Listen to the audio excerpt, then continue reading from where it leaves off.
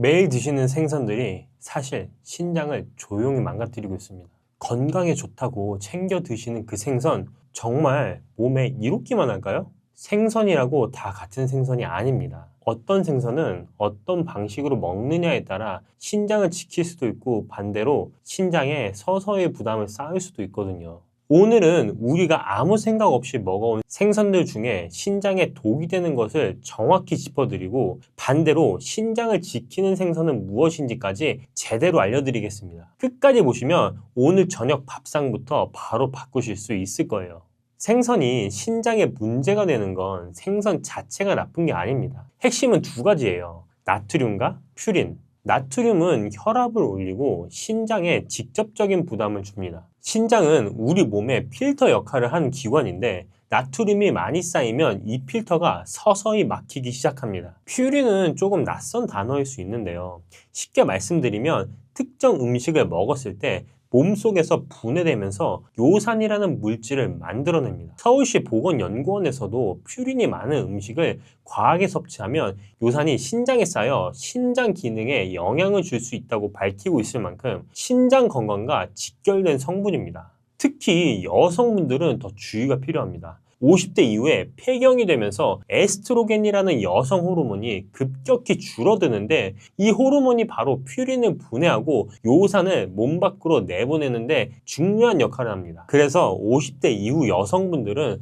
같은 음식을 드셔도 요산이 훨씬 빠르게 쌓이고 신장에 부담이 커지는 거예요. 갱년기 이후에 신장 건강이 갑자기 나빠졌다고 느끼시는 분들이 많은 이유가 바로 여기에 있습니다. 문제는 이 두 가지가 우리 일상에서 즐겨 먹는 생선 반찬에 아주 많이 들어있다는 겁니다. 어떤 생선이 문제인지 지금부터 하나씩 살펴보겠습니다. 우리 밥상에서 자주 보이는 생선들 중에서 신장에 부담을 주는 것들 하나씩 짚어드릴게요. 첫 번째는 말린 생선, 염장 생선입니다. 자반고등어, 보리굴비처럼 소금에 절이거나 건조한 생선들인데요. 삼성 서울병원 자료에 따르면 신장 질환자는 하루 나트륨을 2000mg, 20g 이내로 제한해야 되는데 자반고등어 100g의 나트륨 함량은 일반 고등어의 무려 5배에서 10배에 달합니다. 한 토막 먹는 것만으로도 하루 나트륨 권장량을 훌쩍 넘기기 쉬운 거예요. 게다가 건조 과정에서 수분이 빠져나가면서 나트륨이 더욱 농축되기 때문에 먹을수록 신장이 처리해야 할 나트륨량이 기하급수적으로 늘어납니다. 나트륨이 많으면 혈압이 오르고 높아진 혈압은 고스란히 신장의 부담으로 쌓이게 되죠. 짭조름한 맛이 밥도둑처럼 느껴지시겠지만 신장 입장에서는 꽤 버거운 음식입니다.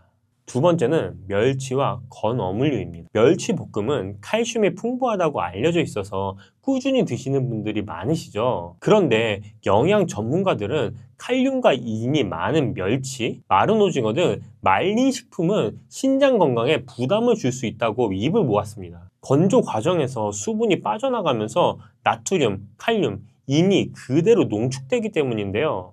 특히 멸치는 뼈째 먹는 생선이라 인 함량까지 높습니다. 인이 몸에 과하게 쌓이면 신장이 이를 걸러내느라 더 많은 일을 해야 하고 결국 신장에 과부하가 걸리게 됩니다. 마른 오징어, 북어포, 황태포도 같은 이유로 과하게 드시지 않는 게 좋습니다. 자, 세 번째는 의외로 많은 분들이 건강식으로 생각하시는 참치캔입니다. 참치캔은 편리하고 단백질도 풍부해서 자주 드시는 분들이 많은데요. 여기서 문제는 참치캔에 들어있는 나트륨 양과 식품 라벨에 표시된 인산염 첨가물입니다. 인산염은 식품의 맛과 보존성을 높이기 위해 넣는 성분인데 이게 신장을 통해 걸러져야 하는 성분이라 신장에 부담을 줄 수 있습니다. 참치캔을 드실 때는 반드시 한번 헹궈서 드시는 것만으로도 나트륨을 상당히 줄일 수 있으니 꼭 기억해 두세요. 네 번째는 대형 심해 어류입니다. 횟집에서 즐겨 드시는 참치, 황새치가 대표적인데요. 식품의약품안전처 자료에 따르면 황새치 같은 새치류에는 100g당 평균 0.52 마이크로그램의 메틸수은이 포함되어 있습니다. 메틸수은은 몸속에 쌓이는 성질이 있고 신장을 통해 배출되어야 되는데 양이 많아지면 신장에 부담이 되는 겁니다. 크기가 클수록 먹이사슬 위에 있을수록 수은이 더 농축되어 있다고 보시면 돼요. 자주 드시는 편이라면 소형 어류 위 위주로 바꾸시는 게 신장 관리에 유리합니다. 마지막으로 등푸른 생선에 대한 오해도 짚어드려야 할 것 같아요. 고등어, 꽁치, 정어리 같은 등푸른 생선이 신장에 나쁘다는 말을 들어보신 분들이 많을 텐데요. 정확히 말씀드리면 이미 신장 기능이 떨어진 분들에게 해당하는 이야기입니다. 건강한 분들께는 오메가3가 풍부해서 오히려 혈압을 낮추고 신장 혈관 건강에 도움이 될 수 있어요. 하지만 신선하지 않은 등푸른 생선은 히스타민이라는 성분이 생기는데 이건 가열해도 없어지지 않기 때문에 반드시 신선한 것을 골라 드셔야 합니다. 이런 생각이 드실 것 같아요. 대체 어떤 생선을 먹으란 말이야? 신장을 생각한다면 정답은 흰살 생선입니다. 명태, 대구, 가자미처럼 지방이 적고 퓨린 함량이 낮은 생선들이에요. 흰살 생선에는 양질의 단백질이 풍부해서 근육을 유지하는 데 도움이 되고 혈당을 급격하게 올리지 않아서 식후 혈당 조절에도 유리합니다. 여기에 DHA 성분이 뇌세포를 구성하는 핵심 역할을 해서 기억력 관리에도 도움이 될 수 있고 오메가3 성분은 무릎이나 관절 주변의 염증 반응을 줄이는 데도 유리하게 작용합니다. 단백질은 충분히 챙기면서도 신장에 부담을 주는 성분이 훨씬 적어서 신장 건강을 생각하는 식단 구성에 이만한 식품이 없어요. 여기서 중요한 건 이 생선을 무엇과 함께 드시느냐입니다. 제가 첫 번째로 추천드리는 조합은 동태입니다. 동태는 퓨린 함량이 낮으면서도 단백질이 풍부하고 지방이 거의 없어서 신장이 처리해야 할 노폐물 부담이 적습니다. 여기에 잘 맞는 게 바로 두부인데요. 두부의 식물성 단백질이 동태의 동물성 단백질을 보완해줘서 한쪽에만 의존하지 않고 균형 있게 단백질을 섭취할 수 있습니다. 신장 부담 관리 측면에서 동태찌개에 두부 한 모 넣는 것 아주 간단하지만 꽤 고마운 조합이에요. 자, 두 번째는 가자미와 함께 먹으면 최고의 조합인데요. 가자미는 칼로리가 낮고 소화가 잘 되는 흰살 생선이잖아요. 위장이 약하신 분들도 부담 없이 드실 수 있어요. 여기에 잘 어울리는 게 바로 미역입니다. 미역에 들어있는 알긴산이라는 성분이 장에서 나트륨을 흡착해 몸 밖으로 내보내는데 도움이 되거든요. 생선 요리를 하다 보면 어쩔 수 없이 간을 하게 되는데 그 소금기를 미역이 잡아줄 수 있다는 거예요. 가자미 구이 옆에 미역국 한 그릇을 드시면 신장을 생각한다면 참 잘 어울리는 한상입니다. 자, 세 번째는 연어입니다. 연어는 등푸른 생선이지만 고등어나 꽁치보다 퓨린 함량이 낮고 오메가3가 풍부해서 혈압을 낮추고 신장 혈관 건강을 관리하는 데 도움이 될 수 있습니다. 미국 국립신장재단에서도 오메가3 지방이 혈중 중성지방을 줄이는데 유리하다고 밝힌 바가 있는데요. 여기에 브로콜리를 곁들이면 더 좋습니다. 브로콜리의 항산화 성분이 신장세포가 산화되는 것을 억제하는데 유리하게 작용하거든요. 연어구이에 브로콜리 한 줌, 신장과 혈관을 동시에 챙기는 식단입니다. 앞서 말씀드렸던 조합들 중에서 오늘 저녁에 바로 만들어 드실 수 있는 레시피 하나를 소개해 드릴게요. 바로 동태 두부 맑은 찌개입니다. 먼저 냄비에 물 600ml를 붓고 무 100g을 다박다박 썰어주세요. 물을 먼저 넣고 끓이는 게 포인트인데 무에서 시원한 국물 맛이 우러나오거든요. 물이 끓어오르면 동태 한 토막 약 150g 정도를 넣고 중불에서 10분간 끓여줍니다. 동태가 어느 정도 익으면 두부 반모 약 150g을 큼직하게 썰어 넣어주세요. 너무 잘게 썰면 찌개를 끓이는 동안 부서지기 쉬우니까 한 입 크기보다 조금 크게 자르시는 게 좋습니다. 마늘 한 작은술, 대파 반대를 어슷하게 썰어 넣고 마지막으로 국간장 한 큰술로 간을 맞춥니다. 소금은 아주 조금만 한 꼬집 정도면 충분해요. 맛도 좋고 영양 만점인 맑은 동태국이 완성됩니다. 짜게 드시면 신장에 부담이 되니까 간은 최대한 싱겁게 맞추시는 게 핵심입니다. 퓨린이 낮은 동태가 신장 부담을 줄여주고 두부의 식물성 단백질이 그 빈자리를 채워줘서 몸에 필요한 단백질은 충분히 챙기면서도 신장이 편안한 한 끼가 됩니다. 이 동태는 원산지가 정말 중요한 생선인데요. 찬 바다에서 잡힌 동태는 수온이 낮은 환경에서 천천히 자라면서 미네랄이 풍부하게 쌓이고 살이 단단하고 잡내가 없습니다. 동해에서는 잡히는 양이 적기도 하고 너무 비싸서 손이 안 가더라고요. 여러 군데를 제가 먹어본 결과 그 중에서 최고로 비슷하고 맛도 영양으로 따졌을 때도 좋은 걸 찾았습니다. 제가 아까 뭐라 그랬죠? 차가운 바다에서 자란 생선이 미네랄이 풍부하고 살이 단단하다고 했잖아요. 러시아산이지만 가격 측면이나 성분 측면이나 아주 좋은 것 같아요. 광고는 아니고 제가 실제로 사 먹은 동태를 아래 링크로 걸어놨으니까 확인해보세요. 살이 차고 풍부함을 느끼실 거예요. 신장 건강 챙기시려는 분들이라면 한번 확인해보세요. 신사생선은 고기보다 소화가 잘 되는 단백질 식품이라서 식사 후에 속이 더부룩하거나 무겁던 느낌이 줄고 식사가 한결 편안해졌다고 하시는 분들이 많아요. 이런 변화들이 쌓이다 보면 자연스럽게 활력으로 이어집니다. 몸이 가벼워지고 피로가 줄면서 일상에서 움직임이 늘고 전보다 덜 지치는 느낌이 든다고 하시는 분들이 많아요. 거창한 변화가 아니라 일상에서 조금씩 몸이 달라지는 게 느껴지실 거예요. 생선은 하루 한 끼, 손바닥 크기 한 토막 정도가 적당합니다. 몇 끼 드실 필요는 없고 일주일에 3번에서 4번 정도 꾸준히 드시는 것만으로도 충분히 도움이 됩니다. 거기에 두부 한 모, 미역국 한 그릇, 브로콜리 한 줌을 곁들이는 것만으로도 신장을 지키는 식단이 완성됩니다. 소금을 한 잔, 온몸 염증을 가라앉고 묵은 통증이 싹 사라집니다. 오늘 이 영상 끝까지 보시면 고개를 끄덕이실 겁니다. 오늘 제가 말씀드릴 건 비싼 영양제도 처방약도 아니에요. 바로 소금입니다. 단 소금이라고 다 같은 소금이 아닙니다. 어떤 소금을 어떻게 쓰느냐에 따라 약이 되기도 하고 오히려 독이 되기도 합니다. 오늘 그 차이를 정확하게 짚어드릴게요. 병원에서 위급한 환자에게 제일 먼저 놓는 링거 다들 아시죠? 그 링거의 핵심 성분이 바로 소금물입니다. 0.9% 농도의 소금물, 의학용어로는 생리식염수라고 부릅니다. 그런데 우리는 왜 그동안 소금을 무조건 멀리하라고 배워왔을까요? 오늘 그 오해부터 하나씩 풀어드리겠습니다. 그리고 제대로 된 소금물이 혈관, 수면, 두통, 야간요, 심지어 뱃살까지 어떻게 바꿔놓는지 알려드리겠습니다. 한 가지 놀라운 사실을 말씀드릴게요.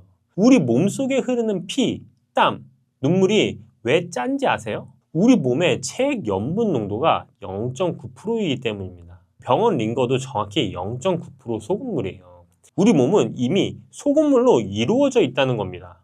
소금의 핵심 성분은 나트륨이에요. 나트륨은 세포 하나하나에 영양분을 전달하고 신경신호를 뇌까지 보내고 근육이 제대로 움직이게 하는데 꼭 필요한 성분입니다. 쉽게 말씀드리면 나트륨이 부족하면 세포가 제대로 일을 못하고 몸 곳곳에서 염증과 통증 신호가 켜지기 시작하는 거예요. 여기서 중요한 게 하나 더 있습니다. 나트륨 혼자만으로는 부족합니다. 마그네슘, 칼륨, 칼슘 같은 미네랄이 함께 있어야 나트륨이 제 역할을 할 수 있거든요. 그런데 우리가 흔히 쓰는 정제염, 즉 하얗게 가공된 소금은 이 미네랄이 거의 다 빠진 상태예요. 염화 나트륨만 99% 남긴 소금이에요. 이게 바로 소금이 몸에 나쁘다는 오해가 생긴 진짜 이유입니다. 미네랄이 살아있는 소금과 미네랄을 다 걷어낸 소금은 몸에서 완전히 다르게 작용을 합니다. 자, 한번 생각해 보세요. 아침에 몸이 찌뿌둥하고 머리는 지끈거리고 새벽엔 화장실 때문에 잠을 설친 적 많으시죠?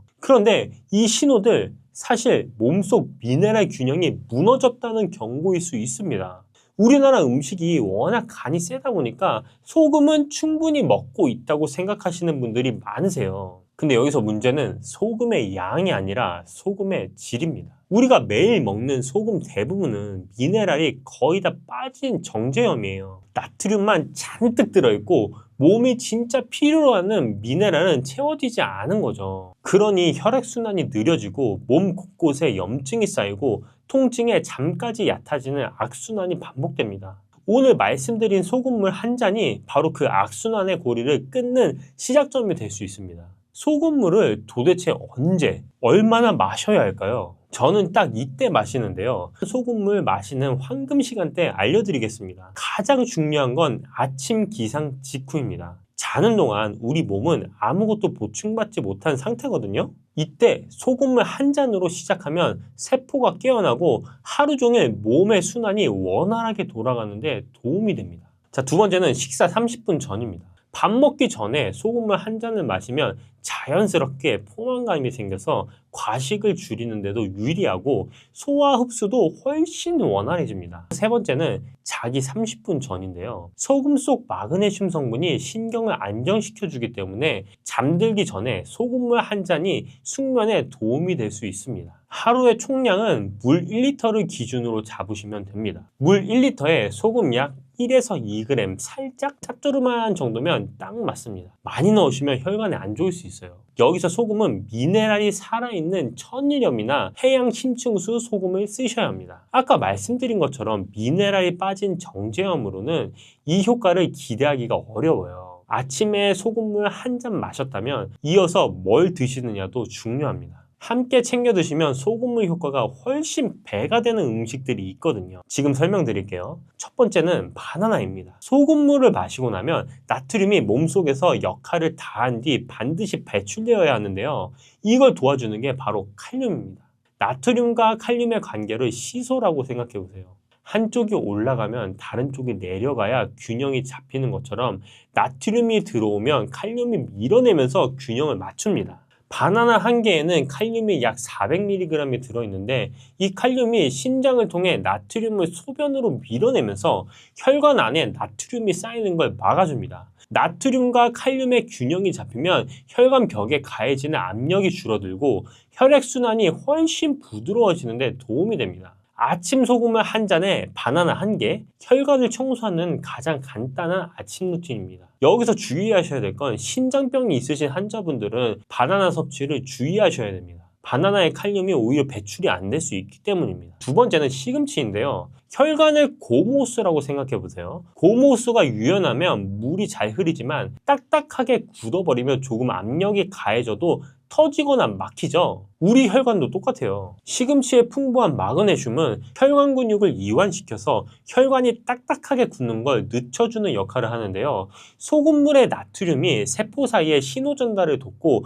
시금치의 마그네슘이 혈관을 부드럽게 유지시켜주면서 혈액이 훨씬 원활하게 흐르게 됩니다. 거기다가 마그네슘은 신경 흥분을 가라앉히는 성분이기도 해서 자주 지끈거리는 두통을 줄이는데도 도움이 될 수 있습니다. 아침 식사에 시금치 나물 한 가지만 올려도 하루가 달라질 수 있어요. 세 번째는 두부입니다. 소금을 꾸준히 섭취하다 보면 칼슘이 소변으로 빠져나가는 양이 늘어날 수 있는데요.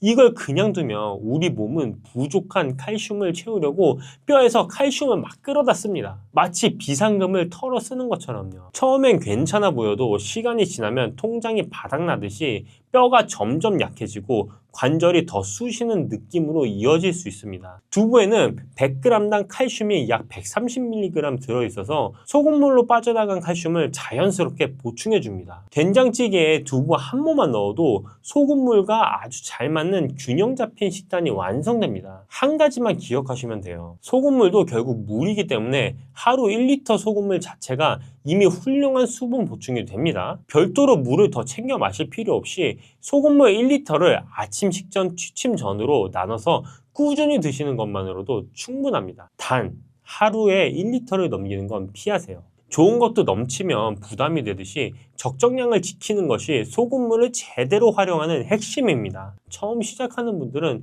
1리터에 1에서 2g이 부담스럽다면 굳이 처음부터 정량을 맞추려 하지 않으셔도 됩니다. 아주 살짝 짭조름한 느낌이 날 정도로 소금을 조금만 넣어서 시작하시고 몸이 익숙해지시면 조금씩 늘려가시면 됩니다. 중요한 건 매일 꾸준히 드시는 것이지 처음부터 완벽하게 맞추는 게 아니에요. 여러분, 소금물이 다이어트에 도움이 된다는 말을 들어보셨나요? 소금물이 다이어트에 도움이 된다고? 이런 분들 계시죠? 굶는 다이어트가 왜 실패하는지 아시나요? 몸이 미네랄 부족을 감지하면 오히려 지방을 더 꼭 붙잡아 두려고 하거든요. 비상사태라고 판단하는 거죠. 반대로 미네랄이 충분히 채워지면 몸이 안심하고 지방을 에너지로 태우기 시작합니다. 억지로 굶거나 약에 의존하지 않아도 되는 가장 자연스러운 다이어트 방법이 바로 이 원리예요. 한 달만 꾸준히 드셔보세요. 몸이 달라지는 걸 직접 느끼실 수가 있을 겁니다. 그렇다면 어떤 소금을 써야 할까요? 정답은 미네랄이 살아있는 소금을 고르셔야 합니다. 마트에서 흔히 보이는 하얀 소금 정제염이라고 하는데요. 이 소금은 바닷물에서 나트륨만 뽑아내고 나머지는 다 걷어낸 거예요. 미네랄은 거의 없다고 보시면 됩니다. 이걸로 소금물을 만들어 드시면 나트륨만 잔뜩 들어오고 몸이 진짜 필요로 하는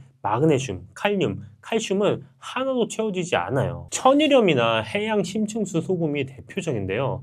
천일염은 염전에서 햇볕과 바람으로 자연 건조한 소금으로 미네랄이 함께 남아 있습니다. 해양 심층수 소금은 수백 미터 아래 깊은 바다에서 끌어올린 물로 만든 소금인데요. 이 표층 바닷물보다 오염이 적고 미네랄 함량이 높아서 소금물로 활용하기에 가장 좋습니다. 제가 이번에 준비한 소금이 이 MQ 눈소금인데요. 뭐 쓰냐고 물어보시는 분들이 많아서 오늘 처음으로 공개하는 겁니다. 제가 매일 아침 소금물 챙겨 마실 때 쓰는 소금이 바로 이겁니다. 꾸준히 먹다 보니 이것만 쓰게 되더라고요. 해양 심층수로 만든 소금이라 미네랄 함량이 높고 물에 잘 녹아서 흡수도 좋습니다. 마그네슘, 칼륨, 칼슘이 제대로 들어있는 소금이에요. 찾기 어려우신 분들은 제가 링크 하나 남겨드릴게요. 실제로 아침에 일어났을 때 몸이 가볍고 머리가 맑아졌다고 하시는 분들이 있습니다. 한 달쯤 지나니까 주변에서 얼굴 혈색이 좋아졌다고 먼저 알아채더라고 하시는 분들, 오래 걸어도 예전처럼 다리가 무겁지 않고 몸 전체가 조금씩 젊어지는 느낌이라고 하시는 분들, 비싼 영양제도 힘든 운동도 아니에요. 오늘 당장 해보실 수 있습니다. 내일 아침 눈 뜨시자마자 천일염이나 해양 심층수 소금 한 꼬집을 물 한 컵에 녹여서 드셔보세요. 살짝 짭조름한 그 한 잔이 오늘 말씀드린 모든 변화의 시작점이 될 수 있습니다. 딱 2주만 드셔보세요. 몸이 먼저 답해드릴 겁니다. 여러분, 혹시 요즘 눈이 쉽게 피로하시거나 오후만 되면 기운이 쭉 빠지는 느낌 드시진 않으세요? 아니면 괜히 다리가 무겁고 혈액순환이 잘 안 되는 것 같은 느낌 드실 때 있으시죠? 저도 그랬습니다. 나이 탓이겠거니 하고 그냥 넘기곤 했어요. 그런데 말이에요. 오늘 제가 여러분께 소개해드릴 음식이 있습니다. 시장 가시면 싱싱하게 뛰어다니는 것도 보이고 찌개에도 들어가고 볶음밥에도 들어가는 그 음식, 탱글탱글하고 고소한 맛이 일품이죠. 네, 바로 새우입니다. 에이, 새우가 뭐 특별하다고 이렇게 생각하실 수도 있어요. 그런데요, 우리 조상들은 새우를 귀한 음식으로 여겼습니다. 동의보감에 보면 새우를 기력을 보충하고 몸을 따뜻하게 하는 음식이라고 기록해놨거든요. 옛날 분들이 괜히 그런 말씀을 하신 게 아니에요. 현대 영양학에서도 새우는 바다의 보약이라고 불립니다.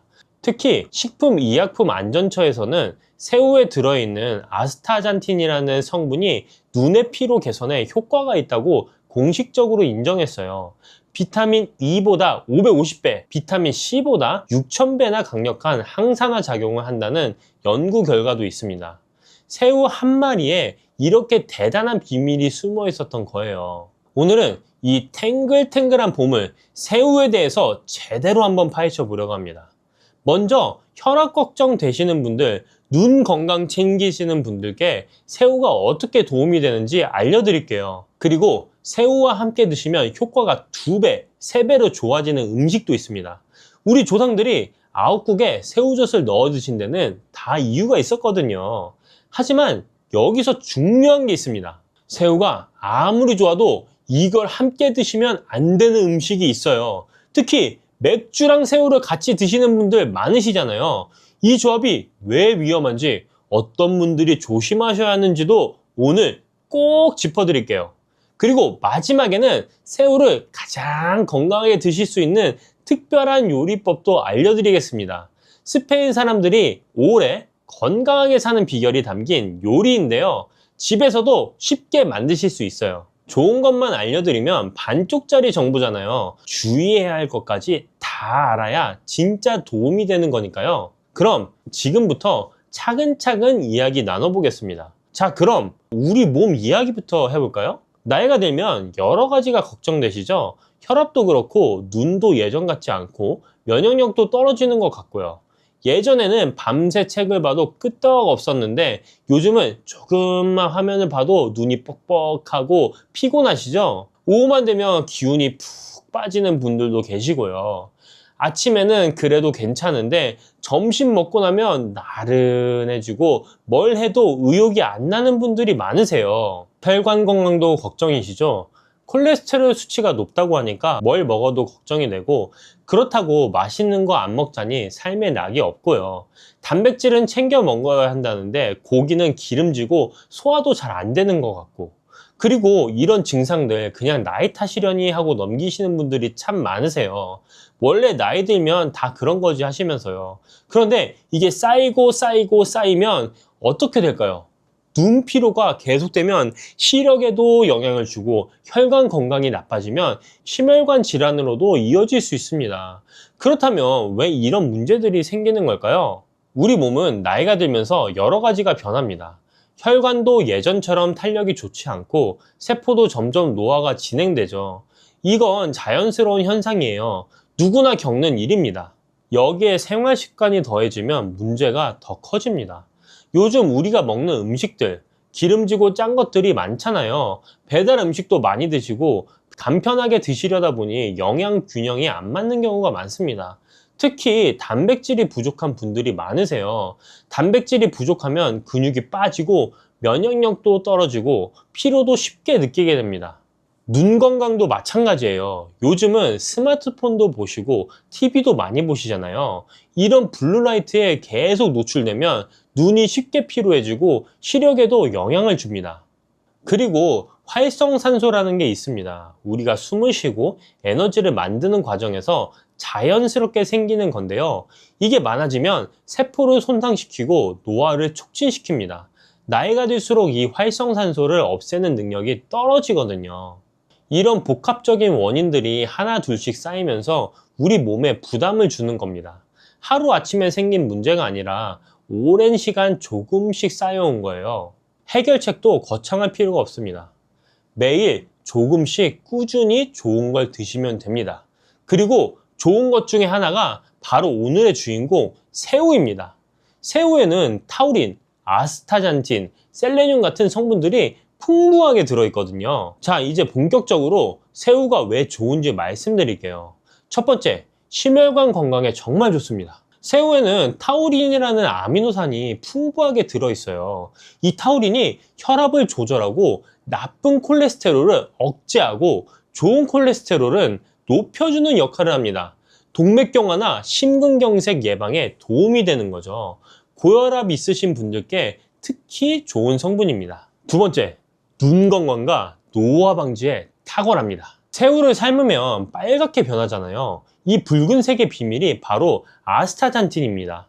아까 말씀드렸듯이 비타민 E보다 550배, 비타민 C보다 6000배나 강력한 항산화 작용을 해요. 활성산소를 없애서 세포 노화를 늦추고 피부 건강도 지켜줍니다. 특히 주목할 점은 아스타잔틴이 뇌와 눈의 장벽을 통과할 수 있는 몇 안 되는 항산화 물질이라는 거예요. 식품의약품안전처에서도 아스타잔틴 6mg을 4주간 섭취하면 눈의 피로 개선에 효과가 있다고 인정했습니다. 화면 많이 보시는 분들, 눈피로 느끼시는 분들께 정말 좋은 성분이죠. 세 번째, 면역력 강화에도 도움이 됩니다. 새우에는 셀레늄이라는 성분이 풍부해요. 이 셀레늄이 강력한 항산화 작용으로 면역력을 강화하고 갑상선 기능도 정상적으로 유지해줍니다. 면역력이 떨어지기 쉬운 어르신들께 특히 좋은 성분이에요. 네 번째, 다이어트에도 좋습니다. 새우 100g에는 약 106kcal 밖에 안 들어있어요. 같은 양의 돼지고기가 250kcal, 소고기가 270kcal인 것에 비하면 절반도 안 되는 거죠. 그런데 단백질은 아주 풍부하고 지방은 1.3%밖에 안 됩니다. 체중 관리 필요하신 분들께 딱이에요. 다섯 번째, 뇌 건강에도 도움이 됩니다. 새우에 들어있는 오메가3와 콜린이라는 성분이 기억력 개선에 도움을 줍니다. 깜빡깜빡 하는 게 늘어나셨다면 새우를 꾸준히 드셔보세요. 그럼 새우를 어떻게 드시면 가장 좋을까요? 그리고 어떤 음식과 함께 드시면 효과가 더 좋아질까요? 첫 번째는 아욱과 함께 드시면 영양 균형이 맞아요. 우리 조상들이 아욱국에 새우젓을 넣어 드신 거 아시죠? 이게 단순히 맛 때문만이 아니었어요. 새우는 산성식품이고 단백질이 풍부한 반면에 아욱은 알칼리성 식품으로 비타민과 섬유질이 풍부합니다. 두 음식이 만나면 영양의 균형이 맞춰지면서 소화도 잘 돼요. 아욱국이나 아욱죽에 새우를 넣어 드시면 몸에 부담 없이 영양을 섭취할 수 있습니다. 두 번째, 표고버섯과 함께 드시면 칼슘 흡수가 잘 돼요. 표고버섯에는 에르고스테린이라는 성분이 있는데 이게 비타민 B로 변환되면서 새우의 칼슘 흡수를 도와줍니다. 표고버섯 자체도 콜레스테롤을 낮추는 효과가 있어서 새우의 콜레스테롤이 걱정되시는 분들께 좋은 조합이에요. 새우볶음이나 새우찜에 표고버섯을 함께 넣어보세요. 세 번째, 마늘과 함께 드시면 혈관 건강에 시너지가 납니다. 마늘의 알리신 성분이 새우의 비타민 B1 흡수율을 높여줘요. 알리신 자체도 혈압을 낮추고 콜레스테롤을 분해하는 효과가 있어서 새우의 타우린과 함께 심혈관 건강에 시너지를 냅니다. 마늘을 조리하실 때는 다진 후에 10분 정도 놓아두시면 알리신이 더 많이 생성돼요. 이 부분을 꼭 기억해 두세요. 네 번째, 올리브오일과 함께 드시면 영양 흡수가 극대화됩니다. 새우의 아스타잔틴은 지용성 성분이에요. 기름과 함께 드셔야 흡수가 잘 됩니다. 올리브 오일은 불포화 지방산이 풍부해서 콜레스테롤을 낮춰주고 폴리페놀이라는 항산화 성분도 들어있어요. 새우를 올리브 오일에 조리하면 아스타잔틴 흡수가 극대화되고 올리브 오일의 건강 효과까지 더해집니다. 다섯 번째, 완두콩과 함께 드시면 콜레스테롤 걱정을 덜 할 수 있어요. 완두콩의 식이섬유와 식물성 단백질이 콜레스테롤 흡수를 억제해줍니다. 새우볶음밥에 완두콩을 넣거나 새우 샐러드에 완두콩을 곁들이면 맛도 좋고 건강에도 좋습니다. 자, 여기까지 새우의 좋은 점을 말씀드렸는데요.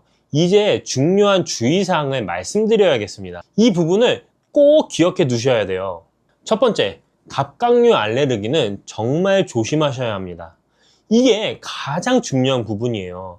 갑각류 알레르기는 아나필락시스의 가장 큰 원인입니다.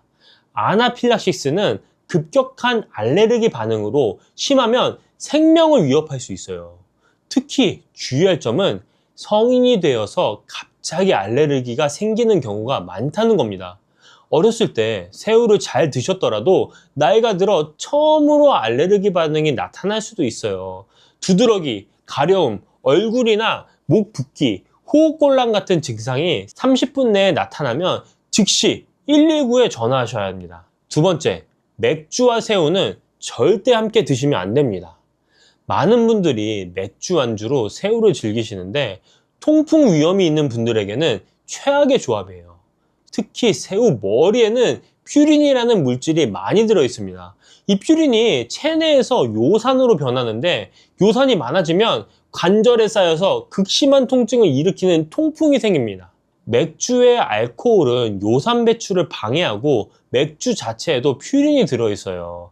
새우의 퓨린과 맥주의 퓨린, 그리고 요산 배출 방해까지 3중으로 통풍 위험을 높이는 거예요. 실제로 중국 칭다오 지역에서 통풍 환자가 가장 많은데 이 지역은 해산물과 맥주를 함께 즐기는 문화가 있다고 합니다. 세 번째, 콜레스테롤 걱정은 조리법에 달려 있어요. 새우에 콜레스테롤이 많아서 안 좋다는 말 들어보셨죠? 근데 미국 심장협회에서는 새우에 불포화 지방산이 많아서 콜레스테롤 걱정 없이 먹을 수 있다고 발표했어요. 한 연구에서는 하루 300g의 새우를 섭취했을 때 오히려 좋은 콜레스테롤이 12% 증가하고 중성지방이 13% 감소했다는 결과도 있습니다. 다만 조리법이 중요합니다. 새우 자체는 괜찮아도 튀김옷을 입혀서 기름에 튀기면 상황이 달라져요. 찌거나 삶아서 드시는 게 가장 건강한 방법입니다. 자, 네 번째, 신장 질환이 있으신 분들은 주치의와 상의하세요. 신장 기능이 저하되신 분들은 단백질과 인의 섭취를 제한해야 하는 경우가 많습니다. 새우는 단백질과 인 함량이 높으니까 반드시 담당 의사 선생님과 상의 후 섭취량을 결정하세요. 5번째, 통풍 있으신 분들은 새우 머리를 꼭 제거하세요. 새우 머리에는 퓨린이 100g당 약 700mg이나 들어있어요. 해산물 중 가장 높은 수준입니다. 통풍 환자분은 새우 머리와 내장을 반드시 제거하고 소량만 드시고 맥주와는 절대 함께 드시지 마세요. 자, 이제 새우를 가장 건강하게 드실 수 있는 특별한 요리를 알려드릴게요. 아까 새우와 마늘, 새우와 올리브 오일의 조합이 얼마나 좋은지 말씀드렸잖아요. 이 세 가지를 한 번에 즐길 수 있는 요리가 있습니다. 바로 스페인의 전통 요리, 감바스 알 아히요예요. 감바스는 스페인어로 새우를, 아히요는 마늘을 뜻합니다. 올리브 오일에 마늘과 새우를 넣어서 낮은 온도에서 천천히 익히는 요리인데요. 이게 왜 건강에 좋은지 말씀드릴게요. 지중해 식단이라고 들어보셨죠? 유네스코 세계 무형문화유산에도 등재되어 있고 미국에서 수년간 최고의 건강식단 1위를 차지한 식단이에요. 2018년 미국 의학협회지에 실린 연구에서는 26,000명을 12년간 추적한 결과 지중해식 식단을 따른 사람들이 심장병 위험이 최대 28% 감소했다고 합니다. 감바스는 바로 이 지중해식 식단의 핵심 요소들이 모두 담긴 요리예요. 새우의 아스타잔틴은 지용성이라 올리브오일과 함께 조리하면 흡수율이 극대화됩니다. 마늘의 알리신은 새우의 비타민 B1 흡수를 도와주고 혈관 건강에도 시너지를 내요. 그리고 낮은 온도에서 천천히 익히니까 마늘의 알리신과 올리브오일의 좋은 성분들이 최대한 보존됩니다. 고온에서 튀기는 것보다 훨씬 건강한 조리법인 거죠. 집에서 만드시는 방법 간단히 알려드릴게요. 새우 15마리에서 20마리 정도 준비하시고 마늘 10쪽 정도를 편으로 써세요. 이때 중요한 게 있어요. 마늘을 썬 다음에 10분 정도 그대로 두세요. 이 시간 동안 알리신이 생성됩니다. 바로 가열하면 알리신이 안 만들어지니까 이 과정을 꼭 지켜주세요. 작은 팬이나 뚝배기에 올리브오일 150ml 정도 붓고 약한 불에서 마늘을 넣어 향을 내세요. 마늘이 노릇해지면 새우를 넣고 색이 변할 때까지 익히시면 됩니다. 과하게 익히면 질겨지니까 적당히 익으면 불을 끄세요. 소금과 후추로 간하시고 파슬리 뿌려서 드시면 됩니다. 고혈압이 있으신 분들은 소금 대신 레몬즙이나 허브로 간하시면 돼요. 마늘과 올리브 오일 풍미가 충분해서 소금이 적어도 맛있습니다. 통풍 있으신 분들은 새우 머리를 완전히 제거하고 드세요. 그런데 이런 조리법이 번거로우시거나 하기에 좀 어려우신 분들이 있습니다. 그분들을 위해서 제가 제품 하나를 추천해 드리겠습니다. 이 감바스 조리 방법이 좀 어렵고 재료 손질하기가 좀 쉽지 않을 수 있어요. 설명란 더보기를 클릭하시면 확인이 가능하신데요. 재료 손질하시기 좀 까다로우시거나 좀 번거로우신 분들은 이 밀키트를 사용해서 드셔보시는 것도 좋을 것 같습니다. 새우는 정말 바다가 선물한 보약입니다. 타우린이 혈압을 조절하고 혈관 건강을 지켜주고 아스타잔틴이 눈 피로를 풀어주고 노화를 늦춰줍니다. 셀레늄이 면역을 강화해주고 저칼로리 고단백이라 체중 관리에도 좋아요. 드실 때는 아욱, 표고버섯, 마늘, 올리브오일, 완두콩과 함께 드시면 효과가 더 좋습니다. 특히 올리브오일과 마늘을 함께 조리하는 감바스 알하이오는 새우의 영양을 가장 효과적으로 섭취할 수 있는 건강 요리예요. 다만 갑각류 알레르기는 성인도 갑자기 생길 수 있으니까 조심하시고 맥주와 새우는 절대 함께 드시면 안 됩니다. 통풍 위험이 높아지거든요. 새우 자체의 콜레스테롤은 크게 걱정 안 하셔도 되지만 튀기지 말고 찌거나 삶거나 올리브오일에 저온으로 조리해서 드세요. 우리 어르신들 건강 챙기시느라 이것저것 신경 쓰실 게 많으시죠. 근데 너무 어렵게 생각하지 마세요. 오늘 저녁에 새우 한 줌 사다가 마늘이랑 올리브오일에 볶아보세요. 간단한데 맛있고 건강에도 좋습니다. 조리하시기 어려우신 분들은 영상 설명란에 있는 감바스 밀키트도 사용해 보시면 좋을 것 같습니다. 지중해 사람들이 오래 건강하게 사는 비결이 바로 이런 음식에 있어요. 사랑하는 가족과 함께 감바스 한 접시 드시면서 건강한 저녁 시간 보내시길 바랍니다. 요즘 장이 좀 불편하진 않으세요? 아침마다 화장실에서 시간 보내는 분들 많으시죠? 나이가 들면 소화도 예전 같지 않고 뭘 먹어도 속이 더부룩하고 개운하지가 않습니다. 그런데요, 우리 어머니들이 옛날부터 입버릇처럼 하시던 말씀이 있잖아요. 아침에 사과 하나만 먹어라. 저도 어렸을 때는 그냥 잔소리인 줄 알았어요. 그런데 이게 정말 과학적으로 증명된 이야기라는 걸 나이 들어서야 알게 됐습니다. 서양에는 이런 속담이 있습니다. 하루에 사과 한 개면 의사 얼굴이 파래진다. 영어로는 An apple a day keep the doctor away 라고 하죠.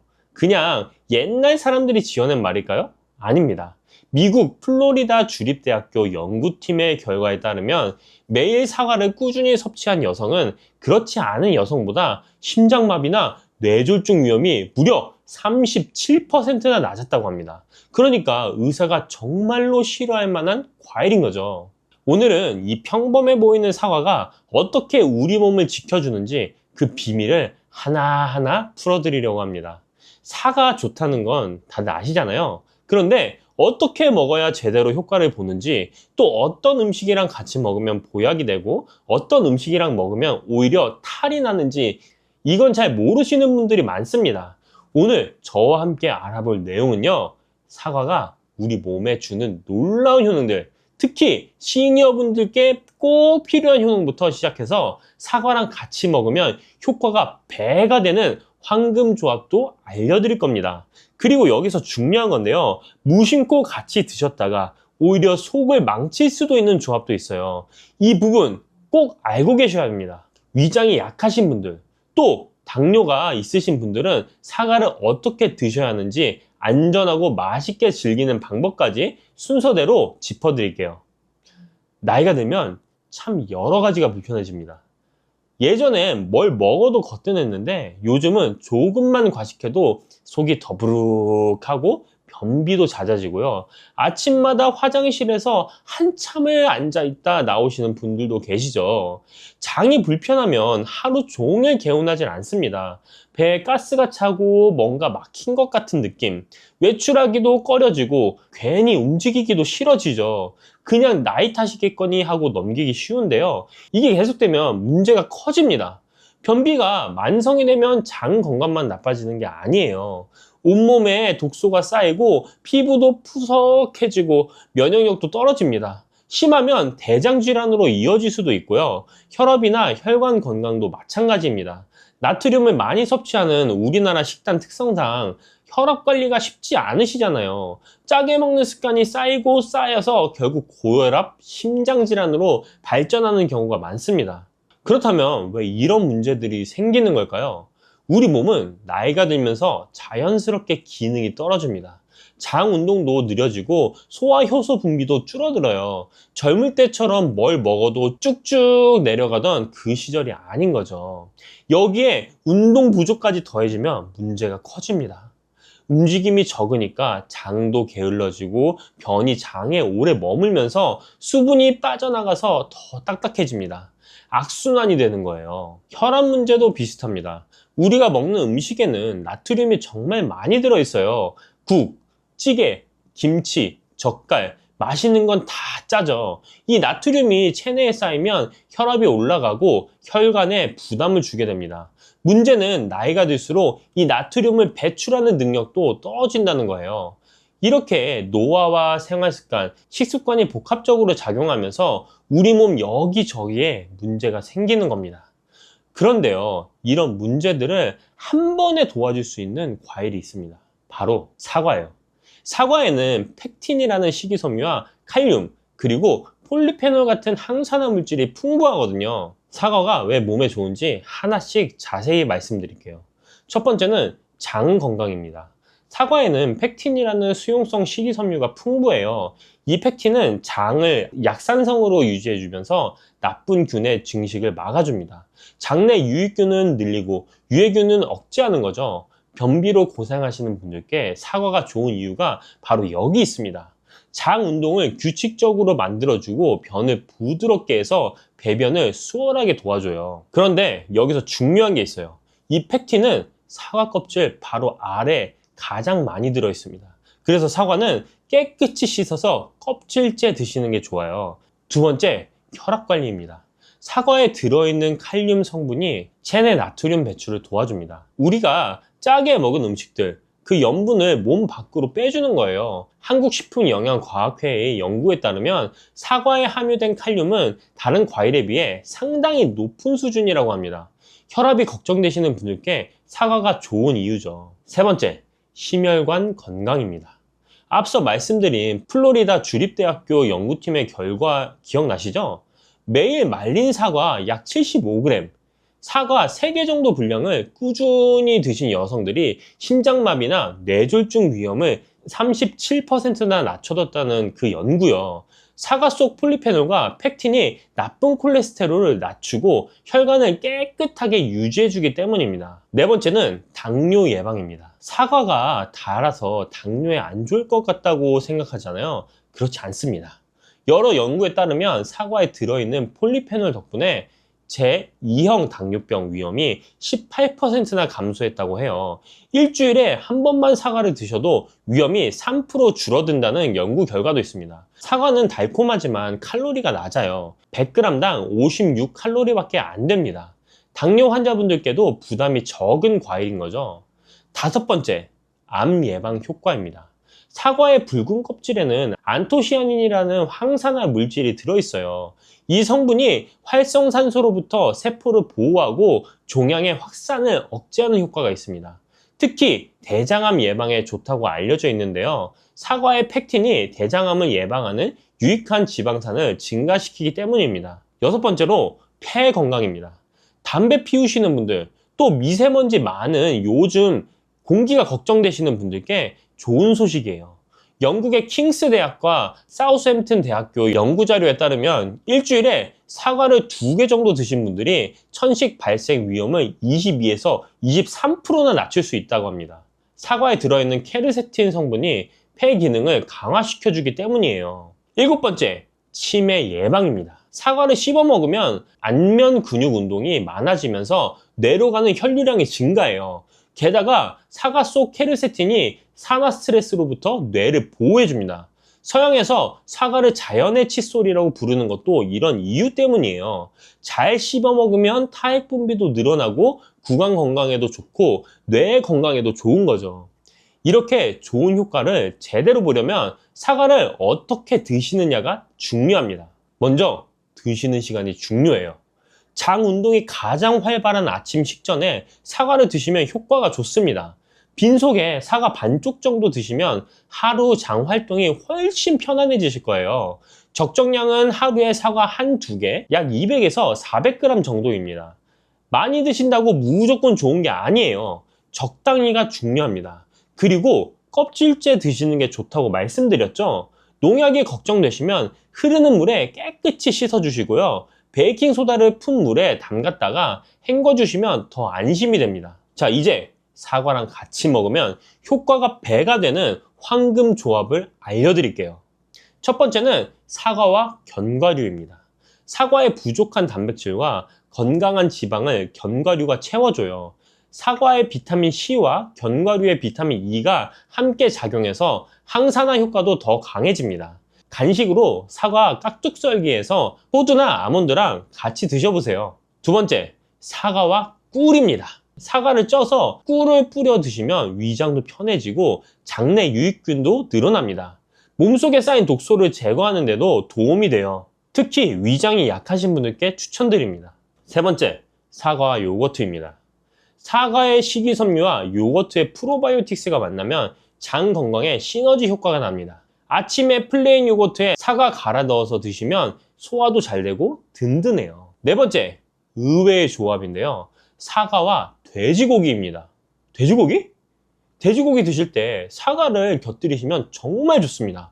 돼지고기는 새우젓이나 소금과 함께 드시거나 염분 섭취가 많아지기 쉬운데 사과의 칼륨이 이 염분 배출을 도와줍니다. 돼지고기의 찬 성질을 사과의 따뜻한 성질이 보완해주기도 하고요. 다섯 번째, 사과와 당근입니다. 사과 당근 주스 많이 드시죠? 사과의 달콤 새콤한 맛이 당근 특유의 향을 잡아주고 비타민 A, C, 칼륨, 식이섬유를 한 번에 섭취할 수 있어서 디톡스 효과가 탁월합니다. 여섯 번째, 사과와 녹차입니다. 녹차에 카테킨이 지방 연소를 덮고 사과의 비타민C가 녹차의 항산화 효과를 강화해줘요. 다이어트 하시는 분들께 좋은 조합입니다. 위장이 약하신 분들을 위한 조리법도 알려드릴게요. 사과를 삶거나 쪄서 드시면 소화 부담이 훨씬 줄어듭니다. 찐 사과는 옛날부터 있어 왔던 건강식이에요. 열을 가하면 팩틴이 부드러워지면서 소화가 더 잘 됩니다. 사과 스프도 좋아요. 사과와 양파를 볶아서 갈고 우유와 치즈를 넣어 끓이면 부드럽고 고소한 스프가 됩니다. 속이 편안하면서도 영양가가 높아요.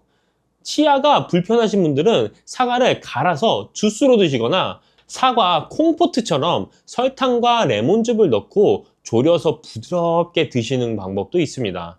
방법을 아는 것도 중요하지만 조심해야 될 부분도 함께 알아두셔야 됩니다. 사과가 아무리 좋아도 피해야 할 조합들이 있어요. 이 부분이 정말 중요합니다. 첫 번째, 사과와 우유입니다.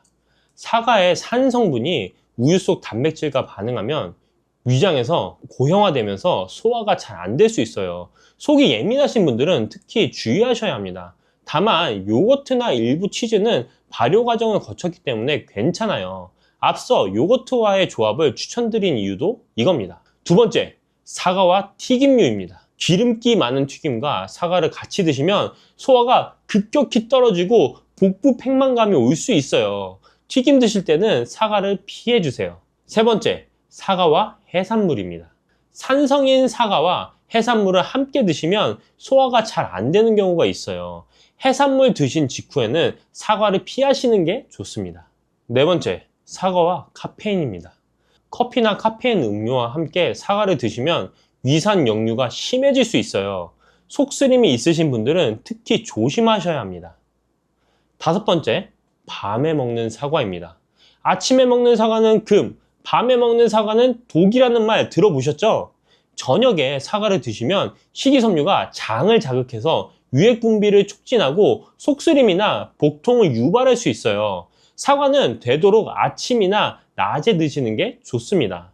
그리고 약 드시는 분들 주목해 주세요. 캐나다 온타리오 대학교 연구팀에 따르면 사과 주스와 일부 알레르기 약, 항생제, 혈압약을 함께 먹으면 약효가 떨어질 수 있다고 합니다. 약 드실 때는 사과 주스 대신 물로 드시고요. 약 복용 전후 한두 시간은 사과 섭취를 피해 주세요. 당뇨가 있으신 분들은 혈당 수치를 확인하시면서 적정량만 드시고요. 신장 질환이 있으신 분들은 칼륨 섭취량을 조절해 가야 하니까 전문의와 상담 후 드시는 게 좋습니다. 마지막으로 사과씨는 절대 드시면 안 됩니다. 사과씨에는 시안화물이라는 독성 물질이 들어있어요. 한두 개 실수로 삼키는 건 괜찮지만 의도적으로 많이 드시면 위험합니다. 사과 드실 때 씨는 꼭 제거해 주세요. 자, 오늘 사과에 대해서 많은 이야기를 나눴습니다. 정리해 드릴게요. 사과는 정말 의사가 싫어할 만한 과일입니다. 펙틴으로 장 건강을 챙기고 칼륨으로 혈압을 관리하고 폴리페놀로 심혈관 암까지 예방해 주니까요. 특히 우리 어르신분들께 필요한 효능이 가득 들어있어요. 드실 때는 아침 식전에 껍질째 깨끗이 씻어 드시고요. 하루에 한두 개 정도가 적당합니다. 견과류, 꿀, 요거트랑 같이 드시면 효과가 배가 되고요. 돼지고기 드실 때 곁들이시면 염분 배출에 도움이 됩니다. 다만 우유, 튀김, 해산물, 카페인과는 같이 드시지 마시고요. 밤에는 피해 주세요. 약 드실 때도 주의하시고요. 위장이 약하신 분들은 찐 사과나 사과 스프로 드시면 소화 부담 없이 영양을 챙기실 수 있습니다. 과유불급이라고 했습니다. 아무리 좋은 것도 지나치면 해가 돼요. 적정량을 지키면서 꾸준히 드시는 게 가장 좋은 방법입니다. 우리 어머니들이 괜히 사과 먹어라 하신 게 아니었어요. 지혜가 과학으로 증명된 거죠. 오늘부터 아침에 사과 하나 습관으로 만들어 보시는 건 어떨까요?